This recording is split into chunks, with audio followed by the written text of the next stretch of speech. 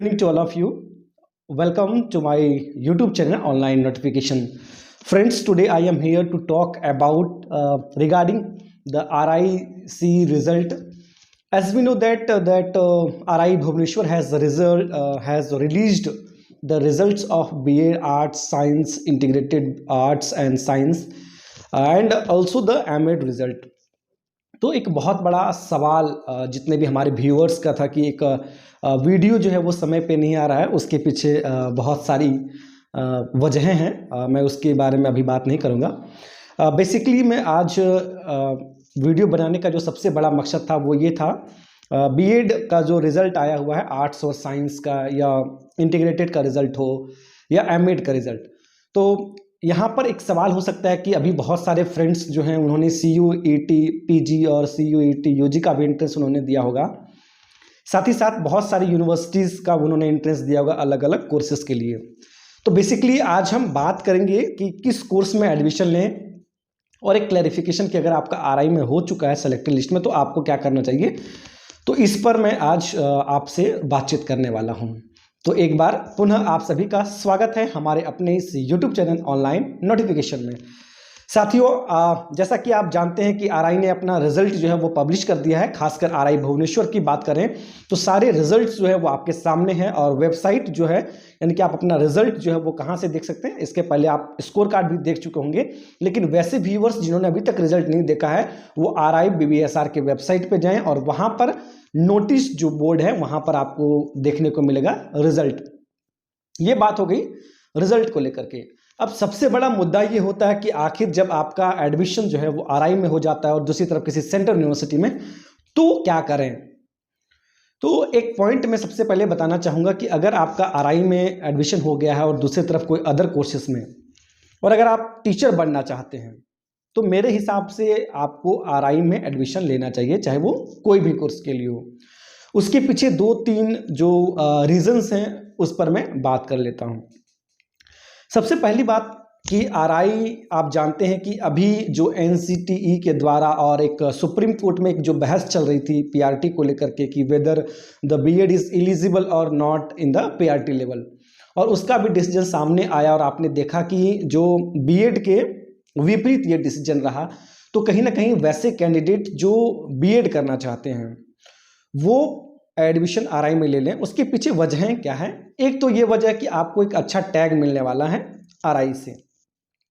दूसरी जो सबसे बड़ी बात है वो है कि अभी हाल फिलहाल जो है वो धर्मेंद्र प्रधान जी NCERT के डायरेक्टर का भी कहना था कि हमारा जो NCERT है वो एक डीम्ड यूनिवर्सिटी के रूप में काम करेगी, और स्वतः अपने जो भी कोर्सेस है एजुकेशंस को उसको लाने में कहीं ना कहीं वो अपना कार्य करेगी। वो चाहेंगे तो कुछ कोर्सेज को ऐड कर सकते हैं। इसलिए कहीं ना कहीं जो स्वायत्तता जिसको कह सकते हैं उसके लिए डीम्ड यूनिवर्सिटी के रूप में NCERT के डायरेक्टर ने घोषणा की है।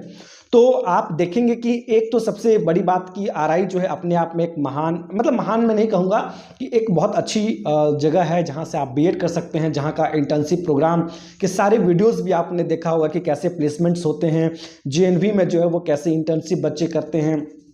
साथ ही साथ आप यहाँ पे हमारे ही चैनल पे आप देखेंगे कि जो जब आप बच्चे को पढ़ाते हैं तो कैसे कैसे टूल्स का यूज़ करते हैं।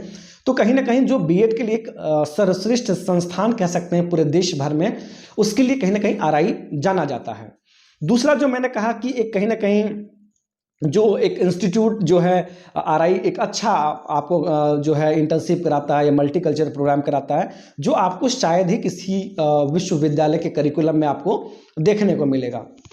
दूसरी जो मैंने बात कही वो है सीटेट को लेकर के, जैसा कि BEd को लेकर के, जो कि PRT में आप एलिजिबल नहीं है। तो कहीं ना कहीं अगर आप RI से करते हैं तो आपके पास प्लेसमेंट का ऑप्शन हो सकता है।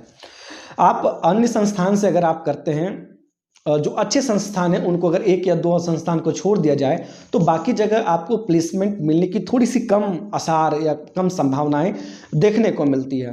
तो ये जो 2-3 वजहें मैंने बताया, उसको आप देखते हुए अगर आपका सिलेक्शन MEd में या BEd में हुआ है तो आप, या इंटीग्रेटेड कोर्सेस में हुआ है, और अगर आप टीचर बनना चाहते हैं तो कहीं ना कहीं RI को सबसे पहला प्रेफरेंस आप दें।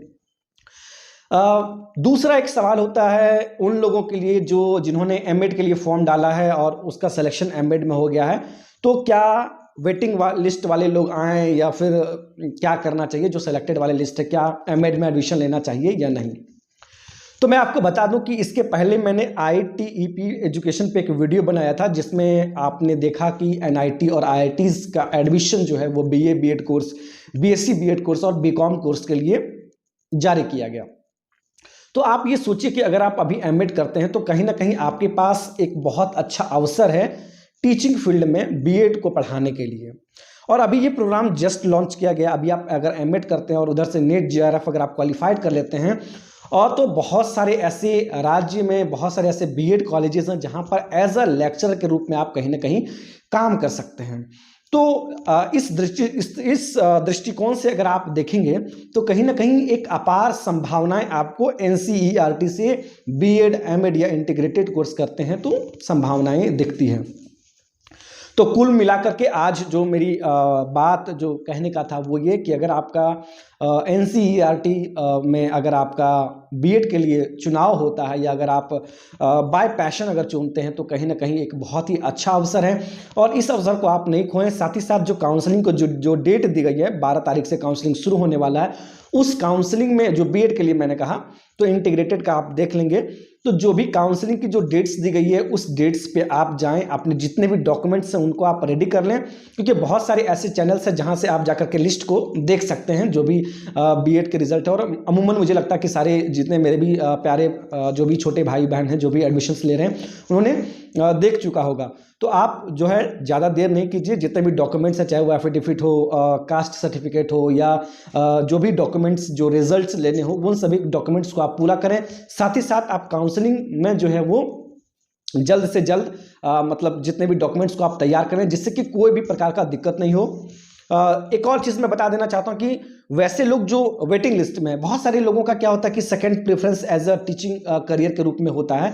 तो कहीं ना कहीं जो वेटिंग लिस्ट वाले 3-4 वेटिंग लिस्ट या 4-5 अगर आप जो भी वेटिंग लिस्ट वाले जो भी लोग हैं वो भी आएँ, क्योंकि अगर आपके पास सीटें, जैसे बहुत सारे बच्चे एब्सेंट कर जाते हैं तो वो सीटें लैप्स नहीं करें, इसलिए वो पीछे रैंक से भी लोगों को वेटिंग लिस्ट में मतलब चयन हो जाता है। इसीलिए पिछले बार अगर देखें जिस बैच में मैं था वहाँ पे अगर आप बात करें तो बंगाल कोटा में 11-12 और दोबारा वेटिंग लिस्ट जारी करना पड़ा था। तो इस चीज़ को देखते हुए अगर मैं कहूँ तो कहीं ना कहीं जो वेटिंग लिस्ट वाले हैं वो भी आ सकते हैं, आपके पास संभावना है।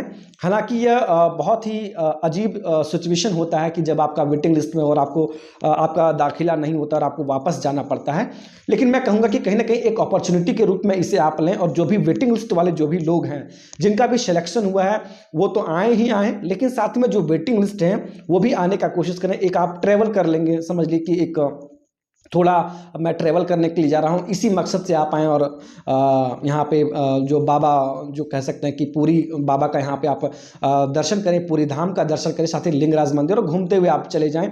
मतलब मेरे कहने का मतलब है कि अगर अपॉर्चुनिटी के रूप में मिल रहा है तो आप जरूर से जरूर लें, चाहे वो वेटिंग लिस्ट वाले हों चाहे वो सेलेक्टेड लिस्ट वाले हों। तो ये थी कुछ तमाम जानकारियाँ एडमिशन्स को लेकर के कि जो हमें काउंसलिंग में आना चाहिए कि नहीं आना चाहिए। साथ ही साथ यह कि बीएड में अगर आपका RI में हुआ है तो आपको क्या करना चाहिए। ये मेरे तरफ से कुछ जो है विचार थे। अगर आपको अच्छा लगा हो तो इस वीडियो को शेयर करें।